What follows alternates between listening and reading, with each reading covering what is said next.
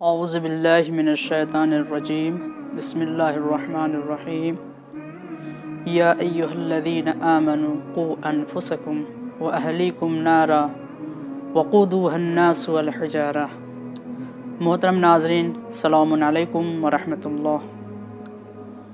پروردگار عالم قرآن مجید میں ارشاد فرما رہا ہے کہ اے ایمان والوں، تم اپنے آپ کو اور اپنے اہل کو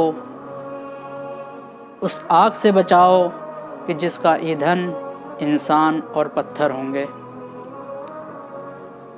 یقیناً آج کا ہمارا عنوان گفتگو تربیت اولاد ہے، اور تربیت اولاد ایک ایسا موضوع ہے کہ جسے پیغمبر اسلام اور تمام ائمہ علیہم السلام نے جس پر بہت زیادہ تاکید کی ہے، کیونکہ بچے مستقبل میں قوم کے معمار ہوتے ہیں۔ اگر ان کی بہترین تربیت کی جائے تو یقیناً مستقبل میں ایک بہترین سماج، بہترین معاشرہ وجود میں آئے گا۔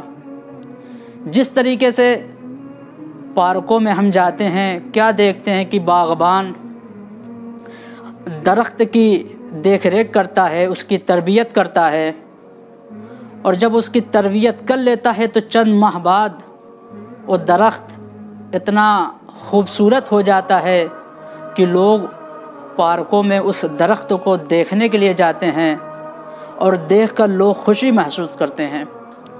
بالکل اسی طریقے سے انسان ہے کہ اگر ہم اولاد کی بچپن میں تربیت کریں، بہترین تربیت، سن بلوغ تک جب بچے پہنچتے ہیں تو یقیناً اتنے بہترین ہوتے ہیں کہ انہیں دیکھ کر لوگ خوشی محسوس کرتے ہیں۔ تعلیم و تربیت ایک ایسا موضوع ہے کہ جسے پیغمبر اسلام صلی اللہ علیہ وآلہ وسلم نے 1400 سال پہلے مکے جیسے دور افتاد علاقوں میں اس موضوع پہ رشتہ، ازدواج، حمل اور ولادت کے موضوع پر لوگوں تک تعلیمات کو پہنچایا ہے۔ اور تعلیم و تربیت میں، بچوں کی تربیت میں سب سے اہم جو عنصر ہوتا ہے وہ ہے گھر کا ماحول۔ چونکہ بچہ جب گھر میں ہوتا ہے تو سب سے زیادہ جو چیز کو دیکھتا ہے وہ گھر کے ماحول کو دیکھتا ہے۔ اگر گھر کا ماحول بہترین ہے تو یقیناً بچے کے ذہن میں، بچے کے دماغ میں بہترین چیزیں محفوظ ہوتی ہیں۔ لیکن اگر گھر کا ماحول خراب ہے تو بچوں کے ذہن میں خراب چیزیں محفوظ ہوتی ہیں، اور جب بچوں کے ذہن میں خراب چیزیں محفوظ ہوں گی تو ہمیں ان سے کوئی خاص امید نہیں رکھ سکتے ہیں۔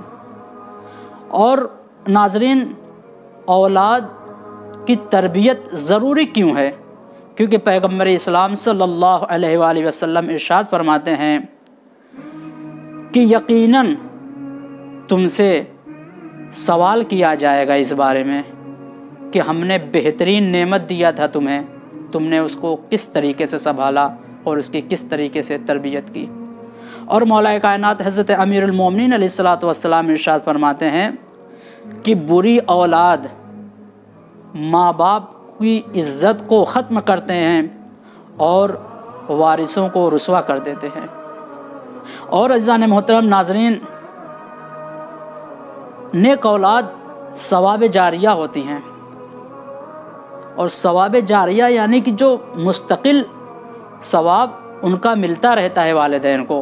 اور خود ایک واقعہ پیغمبر اسلام صلی اللہ علیہ وآلہ وسلم کا ہے کہ ایک قبرستان سے پیغمبر اسلام اپنے ساتھیوں کے ساتھ گزر رہے تھے، تو پیغمبر نے اپنے ساتھیوں سے کہا کہ اس قبرستان سے جلدی نکلو۔ تو پیغمبر اپنے ساتھیوں کے ساتھ بہت تیزی کے ساتھ قبرستان سے باہر نکل جاتے ہیں، لیکن کچھ دنوں بعد پھر اسی قبرستان میں داخل ہوتا ہے اور وہاں سے گزر ہوتا ہے۔ تو پیغمبر اسلام اپنے ساتھیوں سے کہتے ہیں اب ٹھہر جاؤ، رک جاؤ اس قبرستان میں۔ تو پیغمبر کے ساتھی کہتے ہیں یا رسول اللہ، آپ ہم جب کچھ روز پہلے اس قبرستان سے گزر رہے تھے تو آپ ہم لوگوں کو یہاں سے بہت تیزی کے ساتھ گزار دیا تھا، لیکن آج کیا وجہ ہے کہ دوبارہ اس قبرستان میں جب ہم آتے ہیں تو آپ ہمیں یہاں پر ٹھہرا دیتے ہیں، روک دیتے ہیں۔